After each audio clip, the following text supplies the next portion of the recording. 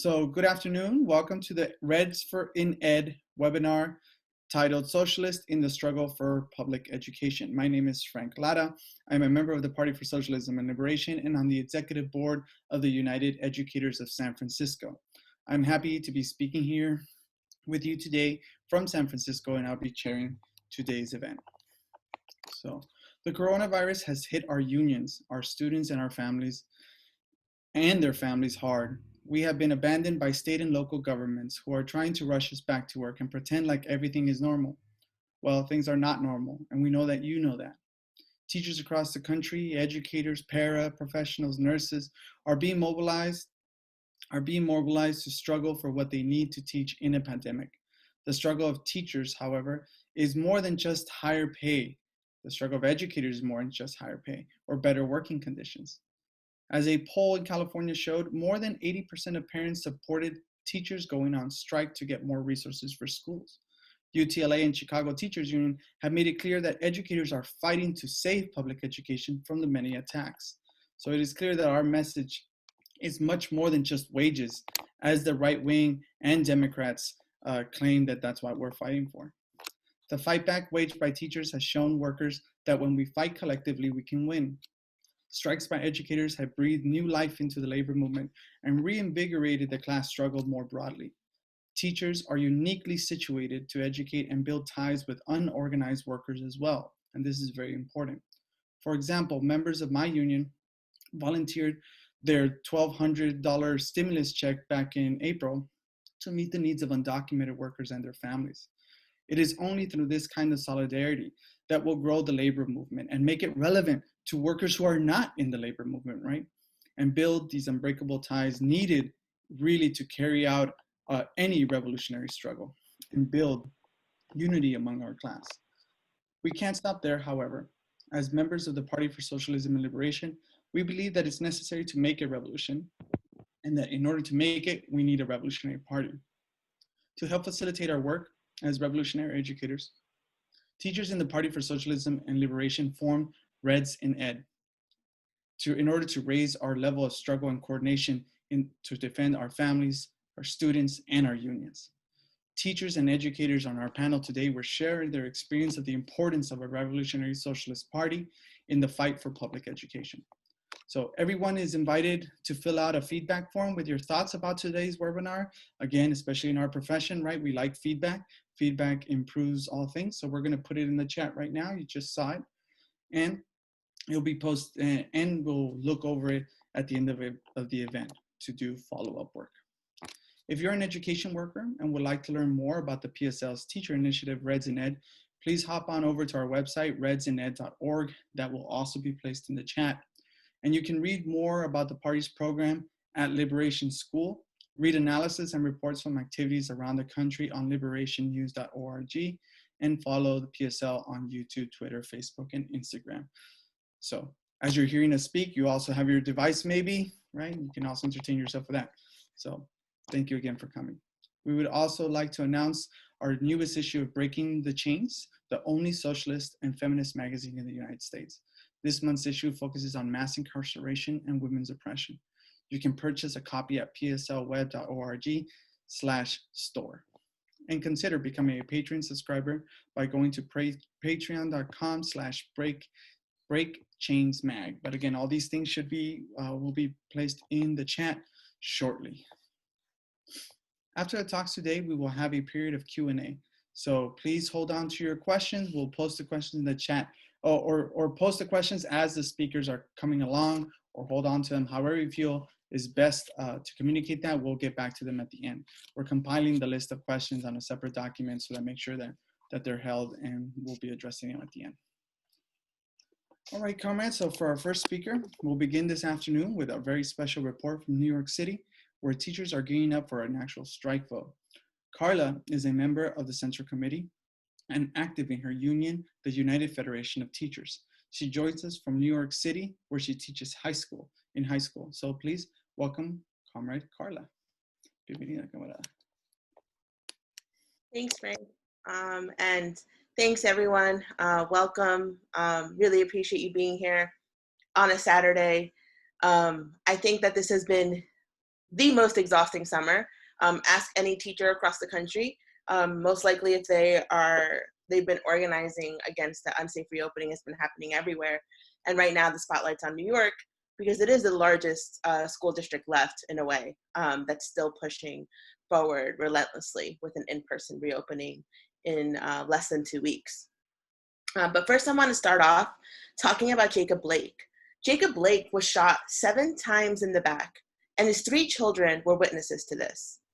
And in spite of this massive rebellion against racism, in spite of the fact that there's a health crisis and an economic catastrophe, a right-wing militia was given free agency to police the protest movement, do what they had to do, and kill 2 protesters and injure another. And I begin with Kenosha, because that's what's at stake for all of us fighting against an unsafe and racist school reopening. Our Black students constantly deal with the endless trauma of being harassed and of seeing their family, their friends, and neighbors brutalized by the police. And then there's also the escalating and emboldened right-wing response against the left. We, all of us here, the people we want to organize, we're the left. We're the ones fighting back against these austerity cuts, fighting for food, fighting for housing and quality education. We're the ones out on the streets. And this fight, this UFT strike, is about way more than school reopening. But we're fighting for the very lives of our communities. And if a strike is a tool to make that happen, if it's a tool to help us organize parents, young people, and teachers, then let's use it. The UFT right now has 3 broad demands: supplies like PPE, procedures such as ventilation, and then there's testing and contact tracing before school starts. And as of right now, it looks like there's a delegate assembly that will take place on Tuesday to authorize the strike vote. And in the last 10 days, the fight between the city officials and the workers has ramped up. In the panel for educational policy meeting last week, a meeting where the chancellor meets with parents, over 100 people spoke. There were over 300 people present, and they kept the meeting going until 4 a.m., lasting 10 hours. There was a lot of organizing work that went into making that happen. 31 city council members have openly stated that they are against an in-person reopening. And next Thursday, September 3rd, there's going to be a city council hearing that presents this resolution against the unsafe reopening, which folks are also gearing up to mobilize for too. And via the MORE caucus of the UFT, which is the Movement of Rank and File Educators, which is a social justice caucus, there's been a lot of organizing happening, including building up to the panel for educational policy meeting. But there's also been a lot of district organizing where folks have been writing letters, organizing town halls and forums with parents, really mobilizing entire districts. There's also been letters from the district to the superintendent. And in New York, there's like countless districts, there's like over 30. So it's a very, very large subset of people that are in different sectors that are organizing, really targeting the mayor and the chancellor. There have been phone zaps also for folks who maybe are out of town or can't go out, and have been calling all these different people and sending letters, as well as in-person protests that have been popping up spontaneously. Parent groups have been organizing and emerging, and also even organizing fundraisers and drop-offs of PPE for teachers, which is yet another example of the government's lack of ability to respond to the millions in the city. In addition to all of that, there's 3 unions that have joined the UFT against this unsafe reopening: the New York State Nurses Association, the Council of School Administration, which is the principals, and Local 372, which is a union composed of school cafeteria workers, crossing guards, and school aides. And it's also a union that I recently learned is about 85% Black and Brown. So on top of all of this, New York State faces billions in budget cuts. Cuomo is withholding about 20% of city aid, which could lead to 22,000 layoffs across the board in every city agency except the cops. For teachers, that could amount to 9,000 layoffs. So if this withholding becomes a permanent cut without federal intervention, the chancellor said at this PEP meeting last week that the entire school year would be remote, and that the 9,000 layoffs of teachers would be inevitable. So what has de Blasio responded in terms of all of this? He's pushing for blended learning. And in case you haven't looked up what that is, it's a hybrid model where groups of students attend in person or alternating they go in person on alternating or part-time schedules. So for example, in my school, That means they're either on a Monday, Wednesday schedule or a Tuesday, Thursday, and teachers are going in every single day. And every single school has adopted a variation of this. And it's mostly because those are the choices that were limited, right? Like they're like, these are 3 choices, you must choose one, all of which are horrible. And this model also only works if students stay home the entire time they're not in school, which is not realistic.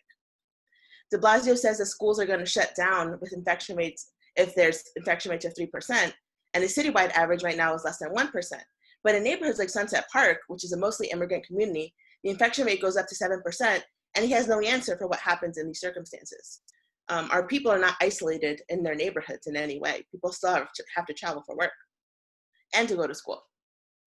So this week, de Blasio said that now outdoor learning is an option, and the schools had about only a couple of days to apply for spaces like parks and open streets.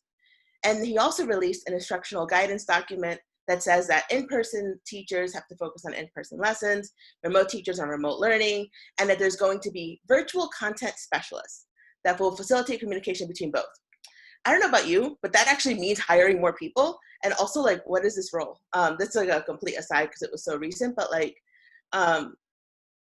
all these budget cuts keep on happening. Yeah, he keeps on making up ways to address the different issues that teachers and administrators come up with, and they're really not solutions in any way. He also said that parent associations are the ones that have to buy tents for the outdoor learning, and these can run up to $600. So what happens with the poor schools? And in New York City, it's the most segregated public school system in the country. Most schools rely on federal funding anyway, like Title I, to get anything happening. There's no way parent associations can equitably across the board provide the different supplies needed for outdoor learning. But he's basically saying apply for it, and the PAs are going to, can fund it. So, sorry. Yeah, it's really outrageous. De Blasio also claims that the parents are with him and that they need childcare to go back to work. And that's the entire point of reopening schools, to reopen the economy, and it doesn't matter who lives and who dies. If this was really about childcare, de Blasio would not have parents scrambling in a hybrid model where they still have to figure out childcare on an alternating basis.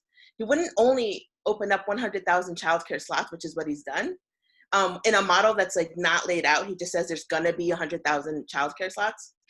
And school wouldn't end at 2 p.m., but there would be free quality options for families who need it. None of this exists. It didn't exist before the pandemic, doesn't exist now. He has continually said that he is not going to surrender, that this is just a game. Since when is the lives of thousands of people, like the 17,000 people who died because he closed schools too late, since when is that a game or a joke? Right now, he is at war with workers in the city, and we're fighting back. The U of T went from radio silence to organizing district meetings with chapter leaders to push for strike preparation in 18,000 schools in New York City. Now, of course, there are many mixed feelings in terms of the demands, in terms of are the demands good enough or not, how people are feeling about the strike. This is like very normal when it comes to this, right? Strikes are really scary. In New York State, we have the Taylor Law, which makes it illegal for public sector workers to strike. And for every day that we strike, we lose 2 days' pay. One for the strike, where we withhold our labor, and one is a penalty. And it's because right now folks are actually moving towards this. I'm even surprised within my own school that folks are really ready to strike and ready to risk material things because they feel so disrespected as workers. If you've ever done any type of union organizing, one of the main things that comes up that people say that they do things for is because of disrespect, because they don't feel respected or seen by the bosses. And that's what's happening right now. We've also seen disrespect happen in terms of the lack of response from the city. There's a looming eviction crisis. 2 million people face food insecurity. 1 million people lost their jobs in the city. It's the most segregated public school system in the country and has the highest level of homeless students in the country. We are constantly living with the consequences of a capitalist society and capitalist politicians that continuously put profit over the people. We're also dealing with austerity cuts and decisions made to benefit finance capital in the finance capital of the world. So as socialists, it's our duty to organize because it's clear that the choices that are given to the rich, because they have the option of pods to fund their private schools, to fund their PAs, they have all these choices, the poor don't have any choices. So we have to organize for our choices. Right now in the PSL, our teacher comrades are organizing in more, in the union and outside the union to gather the broadest amount of support to make an impact. We're organizing our local school chapters in strike readiness teams, taking on roles such as strike captain and facilitating other teams. So, and making sure that others can assume leadership roles, such as a phone tree captain and parent outreach point person. We're also organizing outside of schools, focusing on solidarity with parents and students. We've created a school reopening team that in our branch, where folks created flyers that got translated into multiple languages, including Chinese, Spanish, Korean, and Arabic. We're also organizing local speakouts in different neighborhoods throughout the city to spread the message about the current reopening plan and how it will continue to disproportionately affect poor communities. We also designed a poster that's going to go be wheat pasted and whatnot around the city that includes a QR code so that parents can sign up for virtual instruction. De Blasio keeps on saying that parents are on his side, but of the 1 million families, less than 400,000 filled out the survey, and only 65% of those said they would, most of them, 65% said they would go remote only. And this, we also created demands that were done in conjunction with Reds and Ed, which include financial relief for all families, food and housing security, defunding the police, funding schools adequately after decades of budget cuts, and no new infections for 14 days. So I know that's a lot, but I just want to end with the point that we draw the line at dying, because the city is focused on buildings, but people are the ones who carry the virus. People are the ones who are dying, and people are the ones losing their jobs. The mayor forges ahead, and he does not care who lives and who dies, because under capitalism, we are all replaceable and disposable. And right now, we are not going to risk our lives for profits, not for the families, not the lives of our families, not the lives of our students or our communities. Not one more life will go because of capitalist ineptitude. Thank you.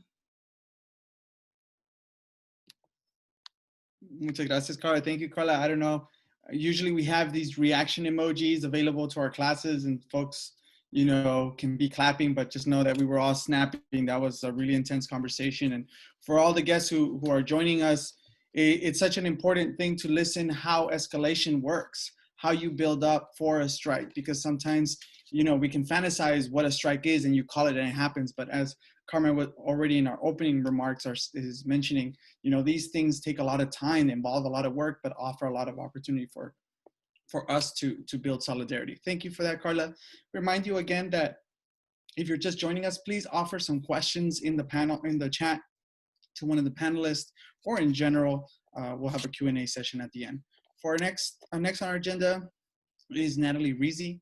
Natalie is a member of the Central Committee of the PSL and is active in the United Educators of San Francisco. She's a middle teacher school librarian, so we want to welcome Natalie.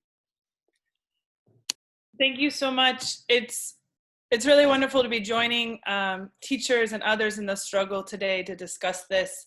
We've already been in distance learning ourselves now for 2 weeks.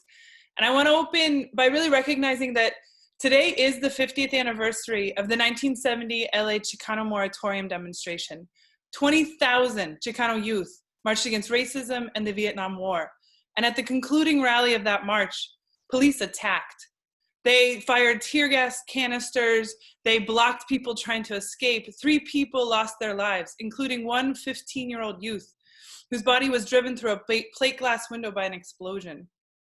Some of those demonstrators were teachers, but so many more of those demonstrators became teachers and carried the Chicano movement into the classroom. And today, our teachers are both a part of the movement in the streets and a part of the movement in the classroom. We're raising consciousness and organizing up a storm. In 1970, the same year, 50 years ago, the same city as the Chicano moratorium, Los Angeles teachers went on strike and formed the UTLA in the heat of the struggle.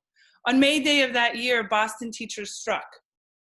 On the same day as soldiers were killing students at Kent State, a judge in Boston was condemning the strike leaders for defying those injunctions.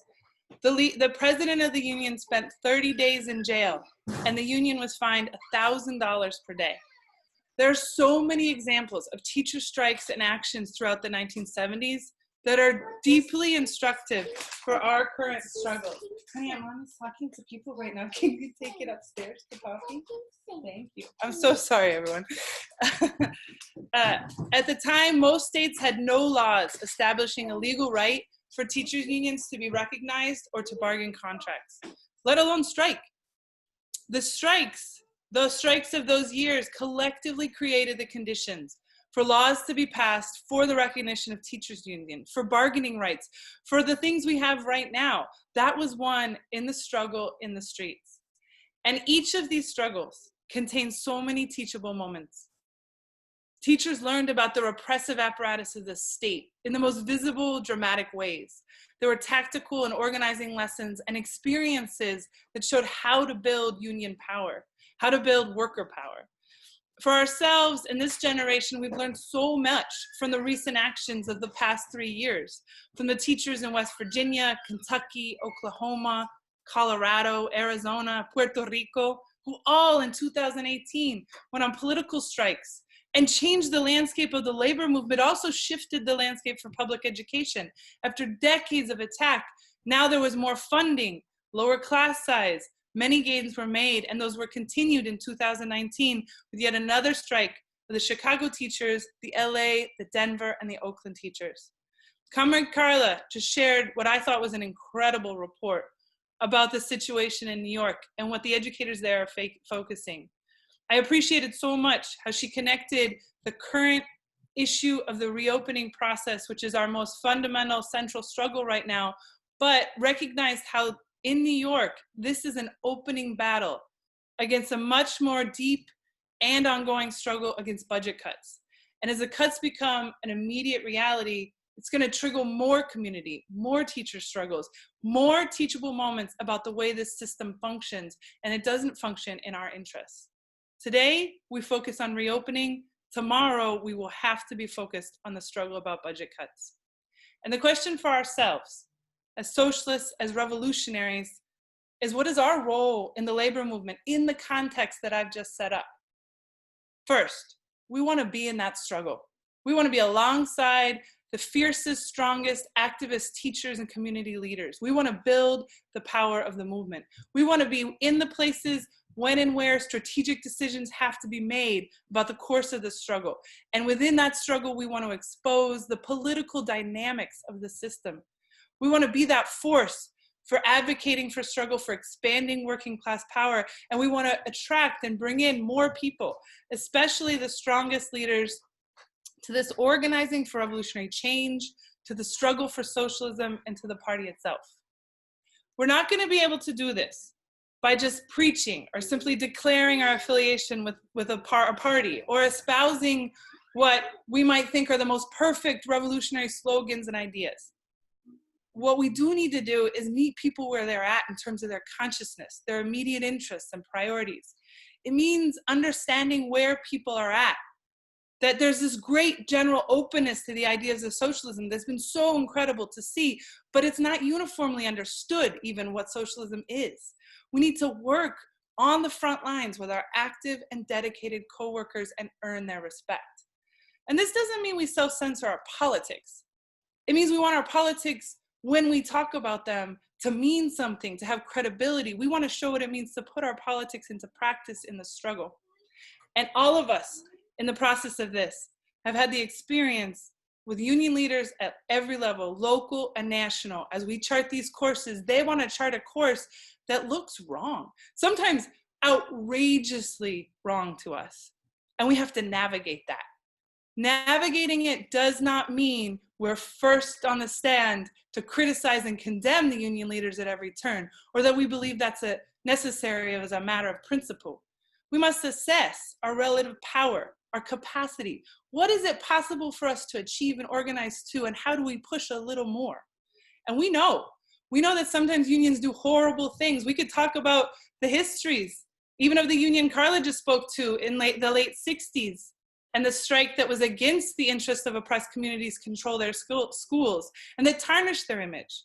And today, unions, our teachers' unions, have refused to call for the expulsion of police. We're not for that. We're not for the vision of the Democratic Party as a vehicle for change and empowerment. this vision that is promoted by the union leadership that we don't share because we know the role of the Democratic Party. We organize against that vision. But in every case, and in both these examples, we don't throw the union out the window and say we can't work within it. The union is where the people are. The union is the embodiment of the potential collective power of education workers. And the interests of us as workers and our community who we serve always clashes with the state apparatus, bargaining and budget cuts, and of course in the strikes.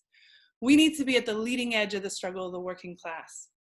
And I'll end on the final point, that we face a deep crisis, as Carla mentioned.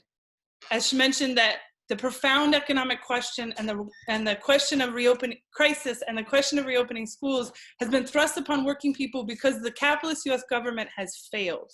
Both the Republicans and the Democrats have failed us. And they pretend like the period before this was golden, as if their governments hadn't instituted years of attacks on our educations and on social services, or given corporations huge tax cuts, expanded military. What we've seen with COVID is exacerbating a crisis that existed before. And the inequality of this crisis, which is rooted in a racist system, will continue to exist even after the pandemic. And this will be the focus of our struggle. We must be on the front lines in the struggle. We need to recruit, to build the party, and to build a fighting labor movement. Thank you so much for being here today. Thank you, comrade. Thank you. Such an amazing way to start this. As really appreciate what you're mentioning, and in a lot of our party members, if you're joining us or you're around us, you notice that we hold contradictions very well. And the reason is because we have to lead, we have to fight, we have to show an alternative, knowing that folks want to fight sometimes and don't know how. So thank you for that. Really appreciate it. Again, please keep any questions you may have for Natalie, for Carla in the chat. We welcome you all to this forum. And our next, now we're going to hear a series of presentations from comrades organizing all over the country. They'll share their experience on how organizing with the PSL has strengthened their work in their respective unions. First, we'll start. Gladys is going to join us. Gladys is a member of the Washington Federation of Teachers in Washington, D.C. She teaches art from pre-K to 8th grade. So we want to welcome Gladys. Hi, everybody. Good afternoon. Before I joined the PSL, I was a passive union member. I paid my dues and attended my school union meetings, but that was the extent of my union work. I experienced some challenges in getting my union to be responsive and was easily frustrated. As an individual trying to advocate for change in my building, I felt powerless and ineffective. I did not know how to create the change I was seeking, and I didn't know how to intervene in the union struggles. When I joined the PSL, one of the main focuses of party work was union activism. I resigned to the fact that my fight for a better future would start in my union. I braced myself and journeyed back. This time I had the PSL with me. The pandemic fast-tracked the teacher struggle in DC with the possibility of in-person learning in unsafe working conditions in the fall. The DC PSL branch flew into action with a potential catastrophic community crisis on the horizon. A group of PSL union educators was organized and my crash course in union activism began. PSL members from across the country contributed to my union organizing education. Their years of knowledge and hard work guided me in my union work. They knew what questions to ask, what was the right course of action, and what tactics were effective or ineffective. They helped me effectively navigate a system that had previously frustrated me. The DC teachers were successful in their virtual education campaign, and I was in that union struggle every step of the way, thanks to my party. Union work is still difficult. The politics of union work really drain me, but my comrades are still there. They answer my questions, give advice, and help me be a better organizer. I grew up being told that I could make a difference, and I believed it. I believed that if I worked hard enough, I could change the world. So I tried to change the world alone, in my classroom and in my activism. Eventually, I got tired. I thought, sorry about that, I'm sorry. I thought that it was my fault that I was unsuccessful. I didn't try hard enough or do the right thing, but that was a lie. It was a lie that I learned at a very young age, a lie that was used to burn me out, kill my fight, and discourage me from further attempts at activism. I was taught that one person can make a difference. I learned to idolize the individual, that I alone can make a difference. but I have since learned that it is a group of people that make a difference, not one person alone. It is a massive group of well-organized, principled people that can fight and win real change. I encourage those of you who are not in a party to join one. Don't fight the fight for a better world alone. Join a party, preferably the PSL. Thank you. No, thank you so much for that. Thank you so much. As you said, like being alone really can lead to burnout, or then this real focus on just taking care of ourselves and survive capitalism, right? And I think your story is very powerful. Thank you so much for that, Gladys. Again, please keep those coming. We see some questions. Thank you so much. Next, we'll be joined by Nick, who's a member of the Chicago Teachers Union.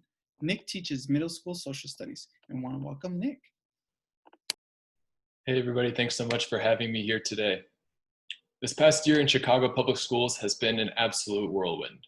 Our strike in the fall of 2019 was a seminal moment in a year of struggle. And as a teacher who was new to both CPS and union organizing, I can say that I would have been totally lost without the support of the Party for Socialism and Liberation. In fact, our comrade Moira, who we'll hear from a little bit later, was instrumental in telling me what to expect while on strike and giving me the practical skills to be a leader on the picket lines. Despite our union going on the longest strike since 1987, Mayor Lightfoot remained steadfast in her position, and it was hard to make her or the city government budge at all. We ended up not getting several of the main bargaining points we asked for, including increases for veteran pay. Many, including many people in my school, also felt that our class size provisions were still too large. Towards the final days of the strike, union members at my school were feeling demoralized by the fact that we couldn't win these things we were fighting for. That mood was, unfortunately, infectious. I personally couldn't even make sense of what was going on. So I called up a comrade in the PSL who was more experienced in trade union struggles.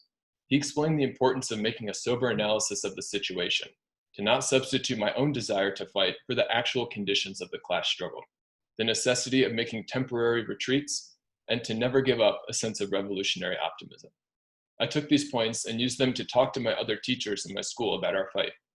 Armed with this experience, we're ready for the next round of struggle, and I'm sure that we will make even more gains, building on the power we have built in 2012 and in the 2019 strikes.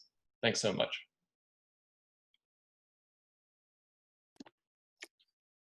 Thank you, Nick, so much for that. As you said, revolutionary optimism is so needed, as we know. Negotiation after negotiation, bargaining after bargaining, election after election. If we just stick with we win everything or nothing, right, can be very demoralizing. So being part of an organization that we learn from our struggles and make it more effective is so important. Thank you for that. Our next speaker is Amrita, who is a member of the Boston Teachers Union. Amrita teaches English as a second language to 18 and 22-year-olds in an alternative high school program. We're really happy to have Amrita here with us today. Thank you so much, Frank. Hi, everyone. It's very good to be here with other teacher comrades and learn more about the struggles they're engaging in across the country. I'm going to speak briefly about what I see as the value of belonging to a revolutionary socialist party for me as an education worker and as a rank and file union member.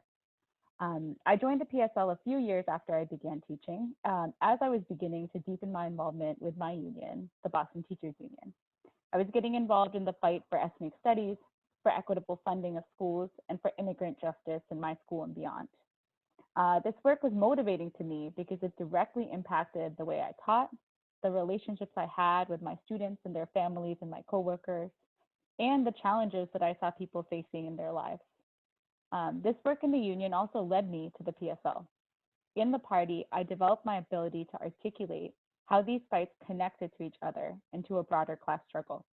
I saw the value of reading and discussing theory and history with my comrades, and I was able to learn about other struggles in labor and beyond that comrades had been involved in or were currently involved in. It was through the party that I really began to understand and apply Marxist theory and socialist ideas to my organizing work in the union. In the midst of this nationwide revolt against racism, activist teachers in my union began talking in June, right around the end of the school year, about how our union could offer a real commitment to racial justice. We wanted a statement from the membership, from the rank and file workers in the union, that spoke directly to what we could do. So we wrote a resolution. The resolution as a whole was collectively written with input from teachers, community members, and activists, and students. We organized to urge other members to support the resolution, and ultimately, the resolution did pass at a membership meeting, although narrowly, and it was adopted by the union. In the process, we learned a lot. We learned that we must critically engage all union workers in political education. We still need to have conversations with many of our union members on the necessity of removing police from schools, for example, and on the capitalist system responsible for police terror, a system that is also responsible for the defunding of public education. Being a member of the PSL has given me experiences with political education that I hope to bring to this critical task. This experience and our current school reopening fight here in Boston also serve as a reminder that our unions are full of future comrades. For us, as PSL members and union members, our ultimate goal is that our unions become militant forces in the class struggle for all workers, including those of oppressed nationalities. In taking action, no matter how imperfect or how many challenges we face, we gain opportunities to build with and learn from others in our union. As we know, comrades are made, not born, and it is in struggle that others might come to recognize the necessity of a revolutionary socialist party and join the PSL. Thanks.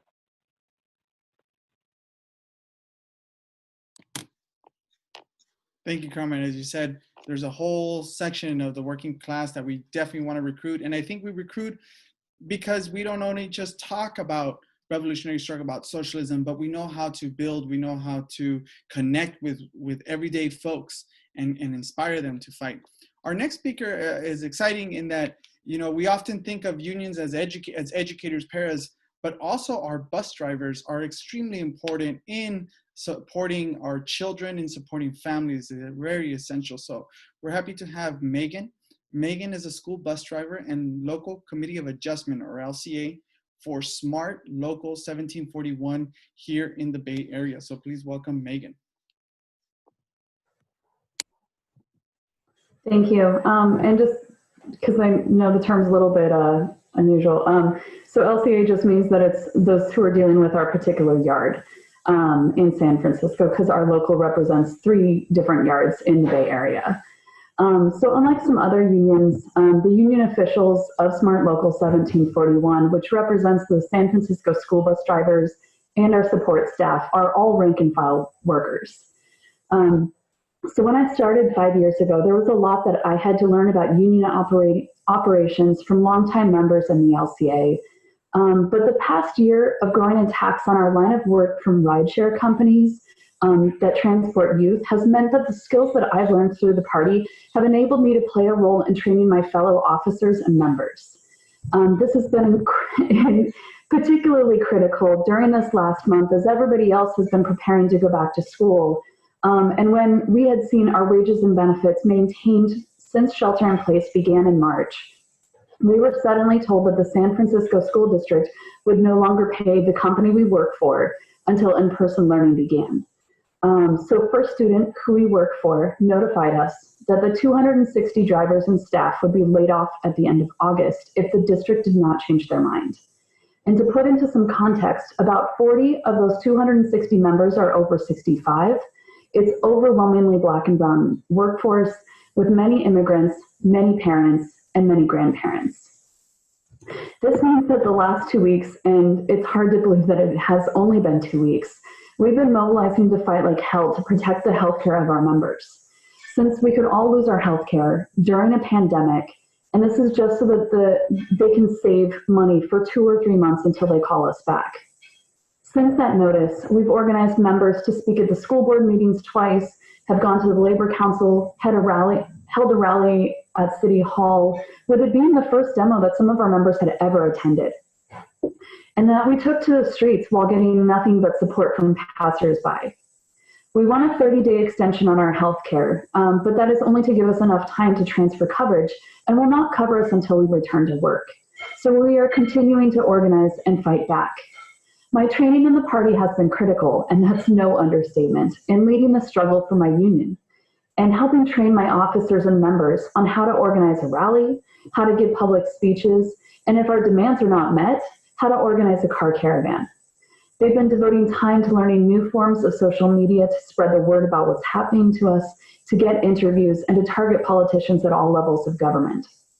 And to be real honest, we don't know yet what the outcome will be. not only in this fight, but also the concern that if we don't succeed in protecting our members, that this will lead to a driver shortage and allow the district to bring in more non-unionized rideshare drivers to replace us. But as my president said at our rally last week, if we're going down, we're not going down without a fight. So we don't know what will happen, but we're hopeful and we're ready to fight to the end. So thank you. Thank you, Megan. Next, we go to a region that's seen a lot of fight recently. Mora will be sharing some of her experience as an organizer with the Denver Teachers Association. Mora teaches high school English and English language development, ELD. So please welcome Mora. Hello, thank you. You know, sometimes union activism can seem like you're constantly moving from crisis to crisis. But being a member of the PSL gives me the training, the support, and the practical skills that I need to roll with the punches. Through the party, I've had the opportunity to study the history of the labor movement and develop the context that I need to analyze the situations my coworkers and I face. When I don't know what to do, I have comrades around the country who I can call and text and who are experiencing the same struggles and who use that experience to help me steer my union's work in the right direction. When Denver teachers were getting ready to strike, comrades from LA who had just won their strike called to talk tactics with me. How to keep up spirits on the picket line, how to craft the right messages for signs, and how to write an MC script for a rally. We won. And a few weeks later, I was on the phone with a comrade in Chicago, helping him to prep for the strike there. A few weeks ago, my union organized a car rally to support a safe return to schools.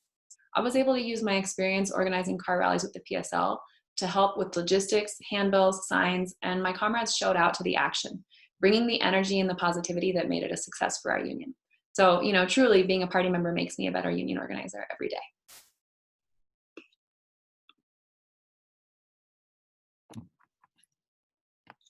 Thank you, Maura. Finally, for our last speaker on our agenda, before our question and answer period, and we really appreciate those questions, we're going to have Nino. Nino is a member of the Central Committee of the PSL and also a member of the Boston Teachers Union. So please welcome Nino. Peace, how y'all doing? I want to talk to y'all a little bit about how we can build a fighting labor movement, especially in this time, as well as the role of a revolutionary socialist party in all of this. So first, I want to say happy Black August and peace and power to all the educators that are here, but also to the educators that we have lost. Not to COVID-19, but to the capitalist ruling class, right? So we see people like Jeff Bezos, who is worth $200 billion, but that's because we have some 50 to 60 million people unemployed, right? He and his class are well off, but our conditions continue to grow more impoverished. But it also didn't have to be like this. If we look around the world, we can see countries like Cuba or Vietnam where the virus has been contained or defeated, right? Where workers are mobilized to defend their interests and support or got support from their states and governments. Meanwhile, in the States, we saw price gouging, states competing for life and death resources such as ventilators, and the mass pilfering of public money by the top 10% in this country. So I want to peel back. In 2018 and 2019, those are both years of the strike. And particularly last year was the year of the rebellion. And those 2 years were revived mainly by teachers by launching wildcat strikes, right, in West Virginia that spread throughout the country in Trump County, but also spurred on other teacher strikes, as we saw in the UTLA and with the Chicago Teachers Union and many others.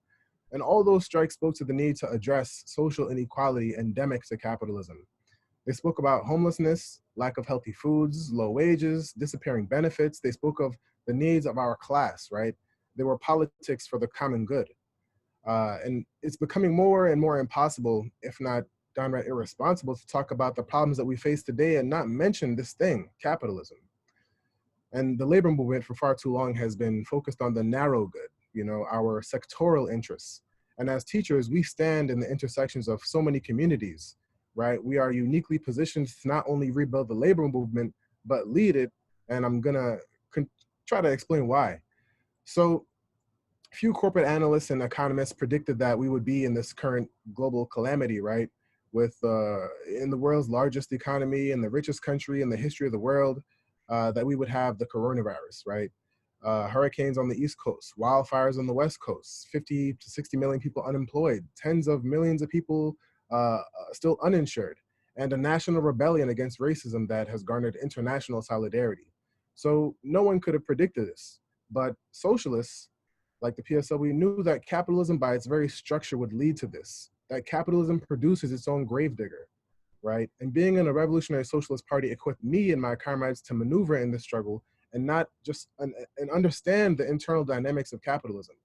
So we didn't know the specific ways that capitalism would begin to combust, but through a thorough analysis of capitalism, we understood that it's not just some system of equal exchange, right? But that we are actually exploited, right? As teachers, that the system lengthens our working days so that it can further exploit us, right?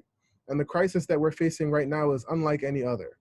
The scientific and technological revolution which we're living through places the labor movement and our profession at a crucial crossroads, with automation and the rise of rapidly replacing technology that's rapidly replacing human labor in many sectors of our economy, including education.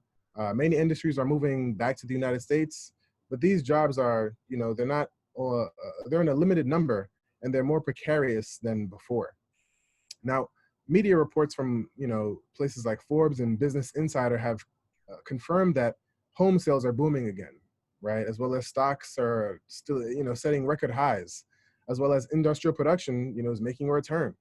But what does that actually mean to us, right? Where we see that most of the schools who were in the red, right, and negative in 2007, 2008, those schools are still right in the red. They're still underfunded, right, across the United States. So now all this situation, it leaves us in a position of having only one choice in front of us, right? We have to prepare for struggle or face the consequences of an economy that is teetering on collapse, unlike anything we've ever seen in modern history, right? And as comrades have said that, we fight for reforms such as the CARES Act too, because families needed relief yesterday. When every week, roughly 1 million new Americans are applying for unemployment benefits. In June, we saw the economy collapse, which was the worst contract contraction since the Great Recession. And in order to combat this, teachers and their unions need to defend the unemployed, the elderly, the disabled, and the homeless. And we need to defend them because we could easily be them, right? When schools reopen, they're going to try to blame schools and teachers for not training students in STEM, for the new economy, right? And this trope of blaming teachers in schools will continue, as opposed to the fundamental inequalities that we see in our society. So this is why unions, like teachers unions, have to fight these narratives, because we cannot allow ourselves to internalize the logic of, education should make our students more competitive for the global economy, while US corporations and their politicians say little about the income, benefits, and working conditions for non-STEM work, right? Done by an increasing number of Americans. Home healthcare workers, for example, one of the fastest growing occupations that is composed of mostly women and minorities. And these workers earn about $10.11. Surveys have showed that they earned $10.11 in 2015, which is 10 cents less than the $10.21 that home healthcare workers earned in 2005, right? Now, as this pandemic has hit us, right, it's not just hit teachers, but it's hit the communities that we're a part of, the communities that we teach. And we see that workers are, more divided more than ever economically. The lockdowns have shown that certain workers, despite having the great difficulties of working from home and online, have been able to earn salaries and wages from home. But we see the difficulties when our students don't have Wi-Fi, our students don't have functional laptops, right? Our students don't have homes where they can work out of, right? So being in the PSL has really educated me and allowed me to fight with this in mind, that the danger is always here, right? It's the same with capitalism time and time again. The introduction of these high technology and labor-saving devices, we're seeing this discussion about technology and education, it only increases the inequality in our society, right? The adopting of remote work and automation is accelerating the inequalities, and teachers are affected by this, right? So I looked at the World Bank, and they're saying a lot about education these days. They said that If education systems are strong enough, they can respond to the demand for workers to acquire automation complementing skills. If they aren't strong enough and the supply of these skills is constrained or less elastic, more wage inequality will result. Now, the PSL has always had a sharp understanding of how capitalism functions. And we realize that this fundamental contradiction in society of those who have to work, right, and those who do not, who benefit and get the surplus from our work, that capitalism cannot give us full employment, right, for ourselves, for our communities, for our students, and which is why, we in the PSL, we have a revolutionary program where we call for things such as fully funding of public schools, right? And I want to finish up here just by talking on something that Carla mentioned in the beginning around the centrality of the fight for racism. I'll be remiss if I didn't, because all over the country, tens of thousands of people are in the streets night after night demanding justice from a government for the police murders of Black people. And the tension in this country is palatable. It's right, it's surging just below the surface of the society. And you see that there's, a struggle that was once hidden is now open and clear for everybody to see. And as the late Fred Hampton said, you have to make a distinction.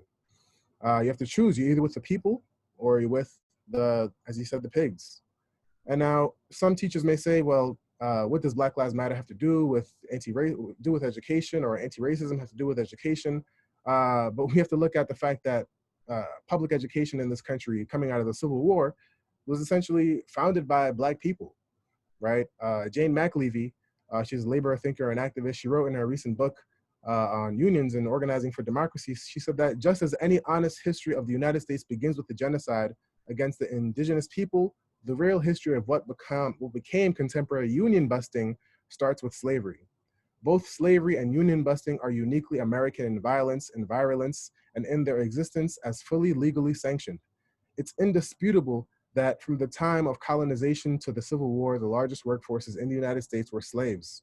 They had no rights, no wages, and lived under an official regime of terror, right? And we can even look to another educator himself, Du Bois, who wrote after Reconstruction that there probably are not today in the world two groups of workers with practically identical interests who hate and fear each other so deeply and so persistently, and who are kept so apart that neither sees anything of common interest. So I spoke about the common good. Now, with that in mind of Du Bois and McAlevey, we see that we have to deal with this as teachers. We have to deal with racism, that labor from the White House to the courthouse to the jailhouse to the schoolhouse, that labor must be anti-racist, right? And we saw the power of teachers to strike over these past 2 years. We've seen the lessons of the last 2 years, not just nationally, but internationally. And we in the PSL recognize that we're living in a time of radical change, where people are casting off their fear and challenging their bosses in the workplace, but also challenging the police in the streets. We're in a time like no other. We have a pandemic, unchecked racist police brutality, economic crisis, a health crisis, housing crisis, you name it.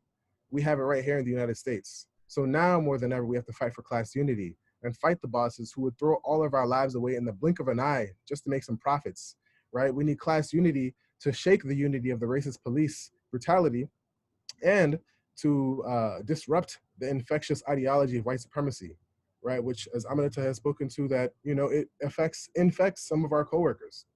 And we realize that business unionism, transactional unionism will lead us nowhere. And the PSL broadened my horizons and allowed me to work against these outdated modes of union work, business unionism, transactional unionism, right? That we cannot just have schools that are fully funded so they can compete in a global economy. We have to put an end to competition. We need collaboration across unions, across races, across nationalities, across borders. And personally, I am tired of seeing Black children traumatized, seeing themselves killed day in and day out, and being told that their lives don't matter. And we can't educate our way out of this situation. We have to organize for a different world. And I'm reminded of the words of the late, great anti-colonial Irish Republican revolutionary, Bobby Sands. He said that our revenge will be the laughter of our children. So let's build a revolutionary labor movement that can fight to win emancipation for all of us, join the PSL, become a revolutionary, fight for humanity. Thank you. Thank you, Comrade. Always such inspiring talks. And it's so important that you end it with the structural, because some people don't understand why we raise that, why we talk about socialism, why we talk about capitalism, or why we talk about these other systems of oppression, right? And that's because if you don't understand the relationship between the bosses and employee, you don't understand the need, why will schools always be underfunded? Public schools will always be underfunded and the military overfunded, or you don't understand, again, the power dynamics, then what ends up happening is that a lot of folks then want to make the system work without questioning the system. And as educators, we get caught in this over positivity of thinking that I myself can change it, when in fact it's systemic. And we're not saying like, get negative about it, we're saying fight and unite with other peoples who can fight as well. So thank you to all the panelists. We're gonna start off with a question by Evelyn for Carla. And Carla, if you're there, can you say more about how teacher comrades, if any, are interacting with the NYC Teachers Union? And is the union on the right track in terms of supporting community and teachers? If you can address that first. Sure. Okay. I'm gonna try to keep it brief, but I talk a lot. Folks know. Listen, after years of silence, I feel emboldened and empowered. Okay. So in terms of interacting with the union, we don't have, our members are not chapter leaders or delegates. That usually means you have to be in the school for a substantial amount of time to build that confidence. So we've had members do those roles in the past, but have like moved to other schools and stuff. So that's made it kind of have to start the process all over again. However, comrades have been activating their local chapters for the strike readiness and the strike preparation work. For example, I know Comrade Shanique was on the call, and she, along with her coworkers, wrote a letter to parents asking them to go remote only, which caught the attention of local media, even the superintendent with some threatened retaliation, which really isn't going anywhere because, like, what's the write-up going to be, honestly? That they're like advocating so that no one dies. Anyway, so comrades have been definitely activating their local chapters to start spearheading some work. In terms of like the UFT, like, what was the question? I'm sorry. Like, oh, the right track of supporting teachers and community. I mean, it's been very limited. They've sent a strike preparation checklist, had like meetings with the chapter leaders, trying to answer questions along with broader membership, but it's been very like trying to keep it as non-political as possible, which is pretty, it's like not, you can't make a strike non-political. It's like a political action of withholding your labor to make demands met. So anyway, it just doesn't make sense. There's some contradictory information. I also think that like it's been really up to us, and by us I mean our comrades, and I've been consulting a lot with comrades across the country, like comrades have been saying, like particularly people who have been, you know, longstanding leaders in the labor movement for a long time, and like how to orient our members when we aren't in those like elected roles, but how can we push like the different school communities to organize and to really make the demands like more broad based. Like even if the UFT demands are narrow, or maybe it seems like the UFT isn't doing enough, like, you know, you legally can't set up a strike fund in New York State because then the Taylor law means they can like, it can be seized, but you can like create like a sunshine fund, you know, and like spread sunshine to the different members based on like people's needs. Anyway, just yeah, I hope that answers that. I can think of more stuff to share later. Oh, I did want to say one thing now that I have the floor, but I want to share this book, Reds at the Blackboard, which kind of goes into how the UFT became the union that it is today, which seems to be focused a lot more on like immediate work conditions as opposed to like the broader issues. Although there has been a bit of a shift in the UFT, but anyway, that's a whole separate thing. I'm gonna stop. Thanks, comrades. More reason why we should just stay in touch with each other, because there's a lot of conversations happening and we're thankful for that. The next question we had, it seemed like a pedagogical question. What does a socialist approach to equitable learning under COVID-19 look like? Definitely very relevant. Natalie, can we have you address that? How do you support children virtually and also support the caretaker? Definitely something. How do we build that solidarity? Sure. So I've been thinking about this since I saw it posted in the chat, and I like Carla will attempt to be brief, but you know, all us teachers like to talk a lot. So I really think that as socialists, as revolutionaries, as teachers, we're very connected to the communities. We serve the students, we know their needs, we know what is lacking in terms of what they needed.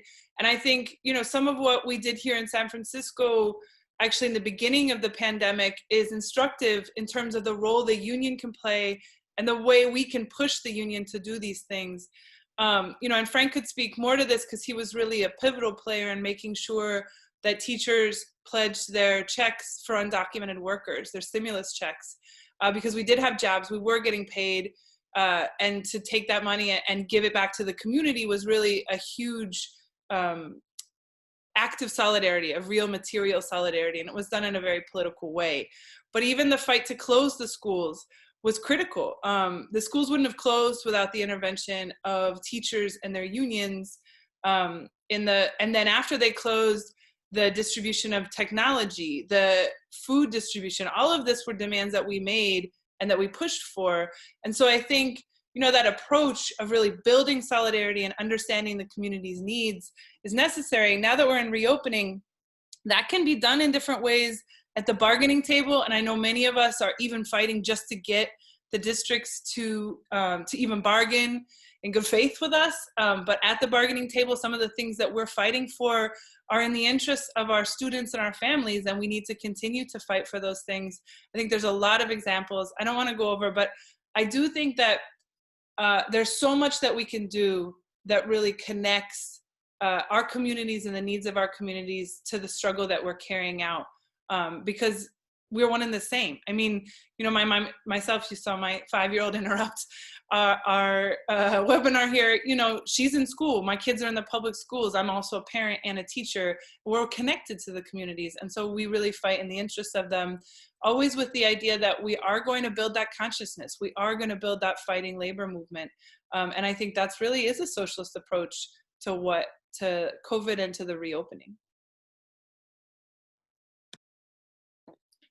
Thank you for that. And there's some awesome questions, and I think these are the questions that are coming up are very much on the reason why we need each other and collaborate, and the experience of members in these organizations is so important because it varies so much condition to condition. But we're gonna have a couple more because we don't wanna take up your Saturday too much.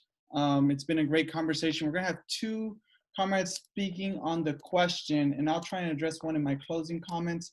But we have one here from Hussein.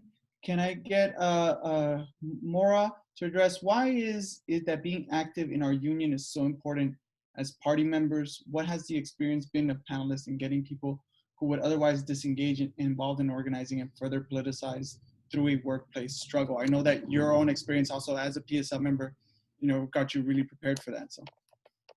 Yeah, absolutely. I mean, I think about this question in 2 ways. Like, one, it's really good for us as organizers to be involved in union activism. And then 2, we can really advance the struggle. So when I am out talking to my coworkers, I have to learn how to hear people out, let them tell their stories, make connections with, other members of the working class, not just debate leftism among other leftists, right? But not only that, but when we have the experience of, being a party member, we can intervene in the struggle so that we win. And, I think back to the strike in Denver, no one at my school had ever walked a picket line before. Folks were not comfortable on a bullhorn. And, with the help of comrades, we brought signs, we brought sound system, we brought, energy to the picket. And that ultimately not only won the strike for us, but also advanced the idea of what was possible among my coworkers. All of these folks who had not previously been necessarily engaged in the struggle realized that, after 3 days of picketing, we won a better raise than we'd had in more than a decade. And it just sort of transformed people's consciousness so quickly that, the intervention of party members in that moment was worth, its weight in gold, I think. Thank you. Nino, can you also address that, given your experience in the Boston Teachers Union? I know coming and being involved.